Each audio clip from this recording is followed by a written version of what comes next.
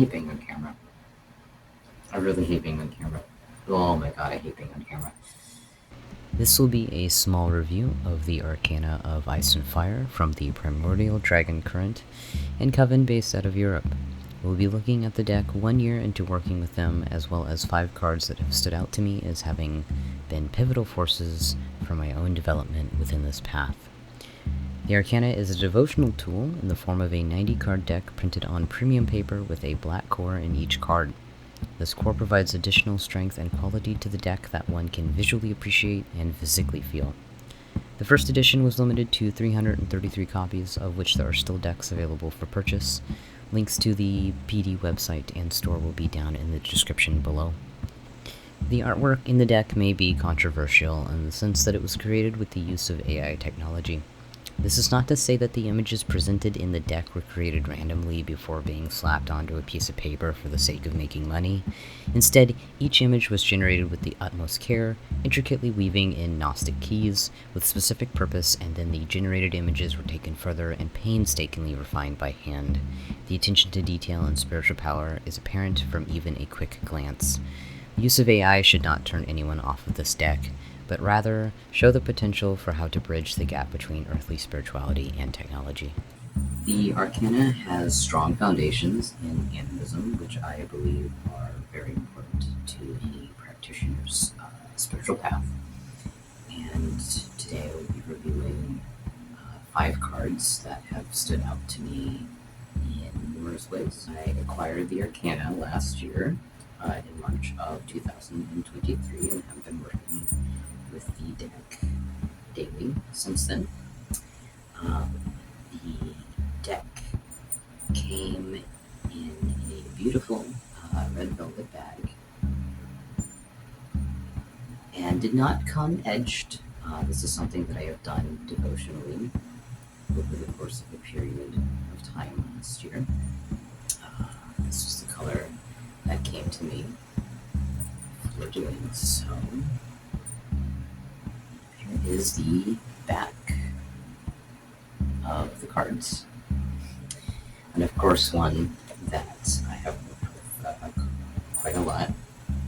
Of course that was there. The deck contains 90 cards, which is not traditional to most deck structures. So getting my hands on the Arcana was definitely a learning experience, one that I think has brought great value to my life and my practice. And the energy and connections in this deck are extremely potent. This is the first edition of the deck, which is limited to 333 copies. A good number of those were given out privately before the deck was released to the public. I will say that the Arcana is not meant to be used like a traditional deck. Each card is a gateway. So in that way, each card functions closer to how Oracle cards do. I would say the deck is kind of a cross between Oracle and Tarot, in that each card does embody a specific energy source that you can work with and follow, but the deck can be used and read in the way that Tarot can. It's nice to see tools that are returning us to the earth in some capacity. A lot of spirituality and spiritual tools for spiritual engagement keep us focused solely on the human and the human world, and we remain very disconnected from the world around us. And the Primordial Dragon current definitely subverts that narrative and that interest, and a lot of elements from the deck are rooted in the earth and beings in the earth and the energies that come from it, which is, I believe, where it draws a lot of its strength and power from. The elements of the deck that do have a human-animal perspective are more focused on the individual parts of us rather than the macro idea of the human, which I believe can help people break themselves down into different parts of themselves that will allow them to deconstruct certain beliefs about the way things work, especially spiritually and throughout the world. There's a lot of power in that. There's a lot of opportunity for change and growth. Switching back to voiceover now, we'll be looking at the 5 cards that have repeatedly made themselves known to me over the year that I have been working with the Arcana. These cards hold a special meaning to me in regards to how they have individually impacted my personal development as a spiritual being. Even though I have been working with the deck for over a year now, there are still many mysteries that have not elucidated themselves. However, this is something that I feel a sense of peace and comfort with. Not everything is meant to be understood immediately, if at all, and the Arcana provides an important lesson in learning to trust and be comfortable in the unknown. There are many points where seeing each card still brings me pause. The first card that we will be looking at will be the Star. This is the card that presented themselves to me earlier in the video when I was showing the backing of the deck. The Star is one of those cards that I still do not fully understand, but they provide me a sense of comfort in that unknowing.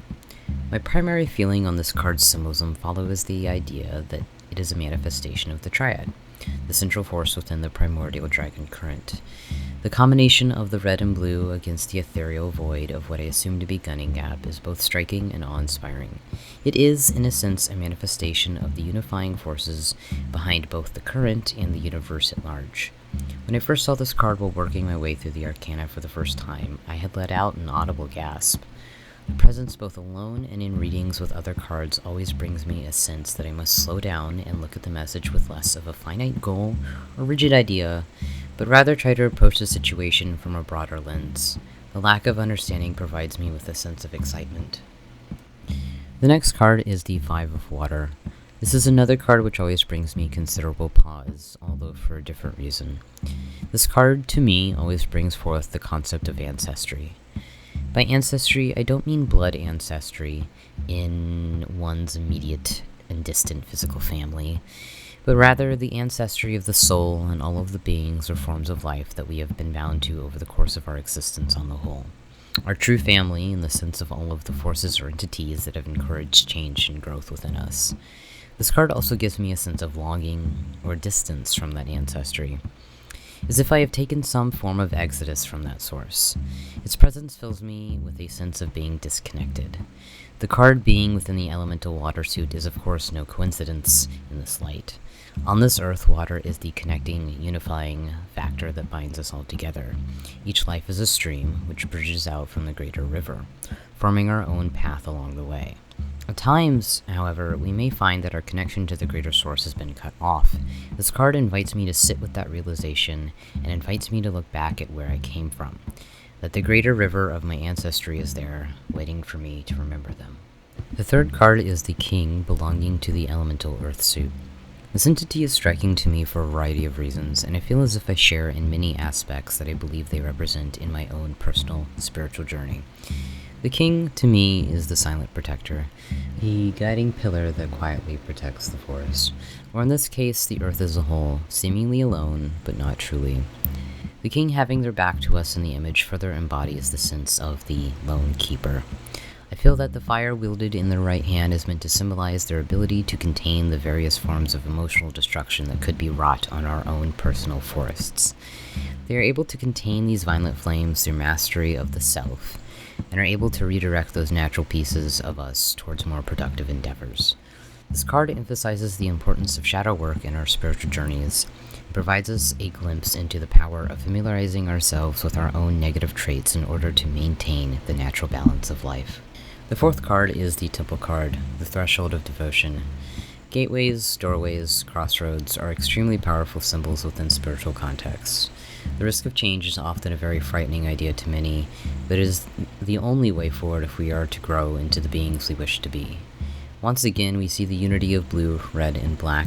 The Temple card is another sneaky manifestation of the Triad and the power of their unifying force within the current. This card has always given me a sense of comfort. By that, I mean that when I see their presence in a reading, I know that I am on the precipice of a change that will lead me to a different state. one that potentially will provide me the strength and power to continue on the road that I know that I must follow. This card is by far one of the most beautiful to me, and I could look at them for hours. The last card is the one that has been a friend to me and a driving force since I first laid eyes on them, the Wheel. Not only is the imagery of this card the most striking in the entire deck, at least to me, they touch on a unique philosophy that I have held to the core of my being for my entire life. The Wheel is a visual representation of the spiral. It is the weave, the cosmic web, the weird. The threads of fate that connect all life and beyond, spanning the universe itself. This card haunts me, but I say that in a very fond manner. The Wheel is the foundation of the everything. Being an animist, the concept of interconnectedness is not particularly a new one to me, but to see the notion depicted so well brings me much joy. The figure that sits before the spiral, or the web, is not one singular separate entity to me, but rather an invitation to the viewer for the figure's place to be your own point of perspective, to step into the image and try to reach out to the greater web for yourself, a space to occupy within that space, a way to show that you are connected to everything in this world and beyond. This is hands down my favorite card. We have meditated together quite a lot, and I believe the Wheel is the key to unlocking whatever mysteries are contained within the Arcana. In conclusion, the Primordial Dragon current is an extremely powerful one. This deck is a serious tool for serious seekers and a gateway to a current that will challenge you in ways you have not been challenged before. I invite everyone who is curious to approach the current with an open mind and heart.